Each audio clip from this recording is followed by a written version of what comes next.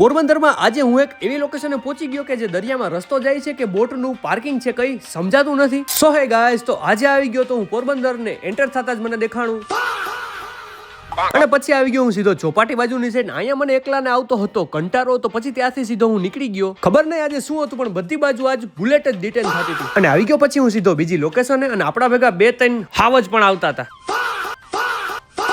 અને ઘણું બધું હાલીને ફાઇનલી અમે પહોંચી ગયા અમારી લોકેશને, અને બધા મિત્રો અમે જોડે જ હતા. એટલે પહેલા તો મને એમ લાગ્યું કે આ રસ્તો જાય છે દરિયામાં, પણ પછી ખબર પડી આ જોઈને કે અહીંયા બોટનું આઈ થિંક પાર્કિંગ છે.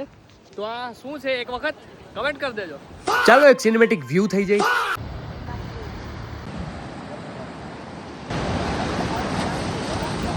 અને થોડી વાર ફોટોશૂટ કરીને ત્યાંથી પછી અમે નીકળી ગયા. એટલામાં જ રસ્તામાં વોલીબોલ રમતા છોકરા મળી ગયા. આ મને સમજાતું નથી કે અહીંયા શું હતું કે જવાના મારી પાસેથી પૈસા માંગતા હતા. નેક્સ્ટ ટાઈમ આવીશું બીજું શું. અને ત્યાંથી પછી અમે સીધા નીકળી ગયા. સૂર્યાભાઈની ગાડી લેવા આવી ગયા. અમે સીધા સર્વિસ સેન્ટર અને લઈ લીધી તેની ગાડી, અને ત્યાંથી પછી સીધા નીકળી ગયા. અને આવી ગયા પછી અમે સીધા ચા પીવા માટે, ચા પીને પછી નીકળી ગયા ઘરે જવા માટે. આજના માટે એટલું જ. મોર મિની વ્લોગ માટે ડુ લાઈક, શેર અને સબસ્ક્રાઇબ. Bye bye.